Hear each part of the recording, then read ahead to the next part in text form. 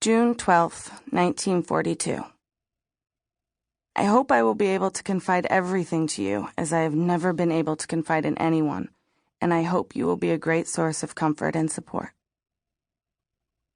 Comment added by Anne on September 28th, 1942. So far, you truly have been a great source of comfort to me, and so is Kitty, whom I now write to regularly. This way of keeping a diary is much nicer, and now I can hardly wait for those moments when I'm able to write in you. Oh, I'm so glad I brought you along. Sunday, June 14th, 1942. I'll begin from the moment I got you. The moment I saw you lying on the table among my other birthday presents. I went along when you were bought, but that doesn't count. On Friday, June 12th, I was awake at 6 o'clock, which isn't surprising since it was my birthday, but I'm not allowed to get up at that hour, so I had to control my curiosity until 6:45. When I couldn't wait any longer, I went to the dining room where Murcia, the cat, welcomed me by rubbing against my legs. A little after 7, I went to Daddy and Mama, and then to the living room to open my presents, and you were the first thing I saw, maybe one of my nicest presents, then a bouquet of roses, some peonies, and a potted plant. From Daddy and Mama, I got a blue blouse, a game, a bottle of grape juice, which to my mind tastes a bit like wine. After all, wine is made from grapes. A puzzle, a jar of cold cream, 2.5 guilders, and a gift certificate for 2 books.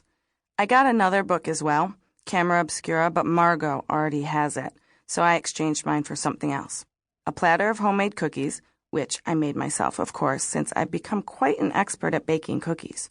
Lots of candy, and a strawberry tart from Mother. And a letter from Grammy, right on time, but of course, that was just a coincidence. Then Hanley came to pick me up, and we went to school.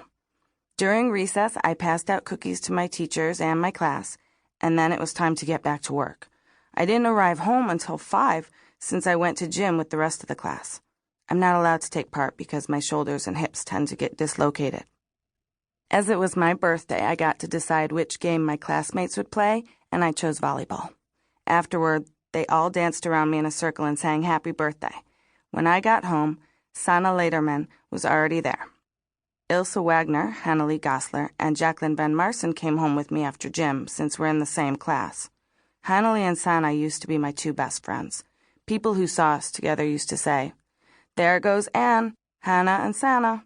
I only met Jacqueline Van Marsen when I started at the Jewish Lyceum, and now she's my best friend. Ilse is Hannelie's best friend, and Sanna goes to another school and has friends there. They gave me a beautiful book, Dutch Sagas and Legends, but they gave me Volume 2 by mistake, so I exchanged 2 other books for Volume 1. Aunt Helene brought me a puzzle, Aunt Stephanie a darling brooch, and Aunt Lenny a terrific book, Daisy Goes to the Mountains. This morning I lay in the bathtub thinking how wonderful it would be if I had a dog like Rin Tin Tin. I'd call him Rin Tin Tin too, and I'd take him to school with me, where he could stay in the janitor's room or by the bicycle racks when the weather was good. Monday, June 15th, 1942. I had my birthday party on Sunday afternoon.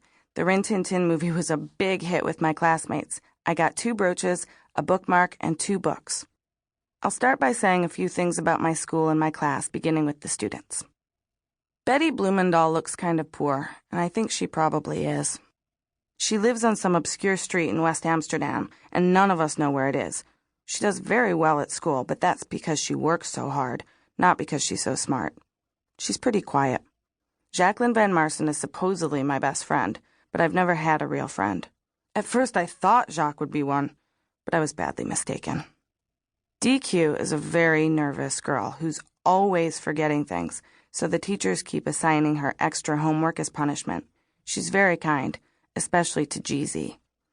ES talks so much it isn't funny. She's always touching your hair or fiddling with your buttons when she asks you something. They say she can't stand me, but I don't care since I don't like her much either. Henny Metz is a nice girl with a cheerful disposition, except that she talks in a loud voice and is really childish when we're playing outdoors. Unfortunately, Henny has a girlfriend named Beppy, who's a bad influence on her because she's dirty and vulgar. JR. I could write a whole book about her. Jay is a detestable, sneaky, stuck-up, two-faced gossip who thinks she's so grown up.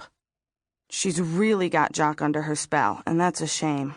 Jay is easily offended, bursts into tears at the slightest thing, and to top it all off is a terrible show-off. Miss J always has to be right.